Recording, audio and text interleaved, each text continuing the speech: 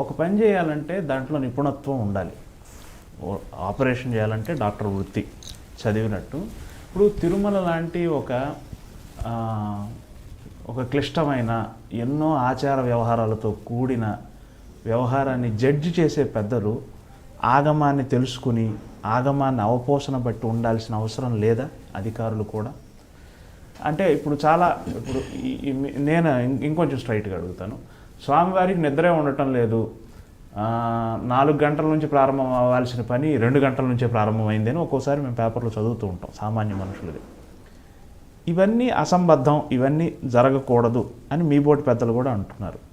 ఇవి నిర్దేశిస్తున్న వాళ్ళకి బహుశా ఈ ఆగమం పట్ల తెలియకపోవటం వల్లే కదా జరుగుతూ ఉండొచ్చు. దాని మీద ఏమంటారు? వీరికి అధికారులకు వారి విద్యార్జనలో భాగంగా వారికి ఎలాంటి బోధన చేస్తారంటే, మీరు పాలించడానికే పుట్టారు, మీరే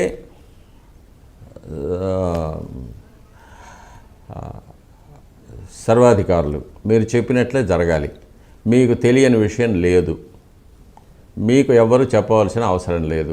అలాంటి మనస్తత్వంతో ఈ అధికారులు వస్తారు.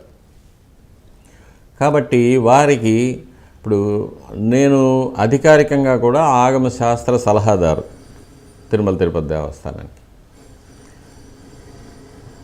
నేను సలహా ఇవ్వాలి, నేను చెప్పింది దేవాలయంలో జరగాలి, నేను వద్దన్నది జరగకూడదు. ఇందులో నేను అనేది ఆగమశాస్త్రం. ఆగమశాస్త్రం ఏది చెయ్యాలంటుందో అదే జరగాలి దేవాలయంలో. ఇది జరగకూడదు, ఇది అపచారం, దీనివల్ల ఇలాంటి పాపాలు సంభవిస్తాయి, వీటి పర్యవసానాలు ఇంత ఘోరంగా ఉంటాయని ఆగమశాస్త్రం చెప్తుంది. కాబట్టి దాన్ని చేయవద్దని నేను చెప్తాను. ఇది అధికారులకు రుచించదు. ఎందుకంటే మనకు సమాజంలో అర్చకులంటే ఒక హీనమైన ఒక దృష్టి ఉంది సమాజంలో. వీరు బడుగు బాపలు, వీరికి ఏమీ తెలీదు, వీరికి సంఘంలో ఎటువంటి గౌరవం లేదు, వీరు ఏదో యాచక వృత్తిలో ఉన్నవారు అనే విధంగానే ఒక ప్రబలమైన అభిప్రాయం ఉండడం వల్ల అధికారులందరూ కూడా ప్రతి అర్చకుడిని అలాగే ఆ దృష్టితోనే చూస్తారు. అది వెంకటేశ్వర స్వామి వారి అర్చకులైనా సరే, లేకపోతే అమ్మవారి అర్చకులైనా సరే, శివాలయంలో అర్చకులైనా సరే, ఆ దృష్టిలోనే వాళ్ళు చూస్తారు. కాబట్టి ఏ అధికారి కూడా ఒక వైఖానస ఆగమంలో నిష్ణాతుడు చెంది అర్చకత్వంలో కొన్ని దశాబ్దాలుగా ఉండి అన్ని కైంకర్యాల విషయాలు, అందులో తిరుమల దేవాలయంలో కొన్ని ఆగమశాస్త్రమైన ప్రక్రియల్లో మిగిలిన దేవాలయాల్లో లేని కొన్ని ఆచారాలు ఉన్నాయి. చాలా శుచిగా, చాలా భయంతో స్వామివారి కైంకర్యాలు మేము చేస్తుంటాం.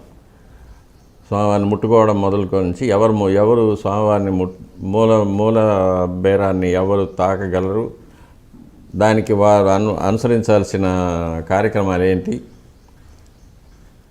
ఇవన్నీ కూడా పెద్దలు ఎలా పెట్టారో అలాగే ఈరోజు వరకు కూడా చేస్తున్నాం. కాబట్టి ఇవన్నీ తెలిసిన ఒక ఆగమ సలహాదారు ఇచ్చే సలహాలను వీళ్ళు అధికారులు పాటించరు. వారికి ఎప్పుడు ఉన్న అభిప్రాయం ఏంటంటే, ఈరోజు ఎన్ని వేల మంది భక్తులు వచ్చారు, ఎన్ని వేల మందిని బయటకు తోసేసాం, వారికి తృప్తిగా దర్శనం అయిందా లేదా అనేది నాకు అక్కర్లేదు. ఈరోజు నేను 80,000 మందిని క్లియర్ చేశాం, 90,000 మందిని క్లియర్ చేశాం. నాకు ముందున్న అధికారి 60,000 మందికే చేశాడు, నేను 80,000 మందికి చేశాను. నాకు ముందున్న అధికారి 1,00,000 లడ్డూలు తయారు చేశాడు, నేను 2,00,000 లడ్డూలు తయారు చేస్తున్నాను. అది ఎలా తయారు చేస్తున్నావు, ఎక్కడ తయారు చేస్తున్నావు, ఎవరి చేత తయారు చేస్తున్నావు, అది ఎలా వినియోగిస్తున్నావు, అది నీకు అక్కర్లేదు. నాకు కావాల్సింది ఒక పబ్లిసిటీ, నన్ను గురించి నేనే శభాష్ అని చెప్పుకోవాలి. కాబట్టి 80,000 మంది కొండపైకి వచ్చారంటే 80,000 మందిని రాత్రి ఏకాంత సేవ లోపల వాళ్ళని గుడి లోపలికి తోసి గుడి నుంచి బయటకు నెట్టేయాలి. వారికి దర్శనం అయిందా లేదా నాకు అక్కర్లేదు. స్వామివారికి ఏకాంత సేవ సమయానికి జరిగిందా లేదా నాకు అక్కర్లేదు. ఈ 80,000 మంది పూర్తయిన తర్వాతే స్వామివారికి ఏకాంత సేవ జరగాలి. ఇలాంటి ప్రభుత్వం వచ్చే అధికారుల వల్ల స్వామివారికి అపచారం జరుగుతుంది. అపచారం జరగడం వల్ల స్వామివారి యొక్క అనుగ్రహం పోతుంది. స్వామివారికి అనుగ్రహం లేకపోవడం వల్ల వచ్చిన భక్తులకు ఎటువంటి ప్రయోజనం కలగదు. దీనివల్ల మహాపాపాలు సంభవిస్తూ ఉంటాయి. స్వామివారి యొక్క ఆగ్రహం వల్ల ఎన్నో ఉత్పాతాలు సంభవిస్తూ ఉంటాయి. ముఖ్యంగా పాలకులకి యశోనాశనం, వంశనాశనం ఇవన్నీ జరుగుతాయనేది ఆగమశాస్త్రంలో చెప్పబడింది.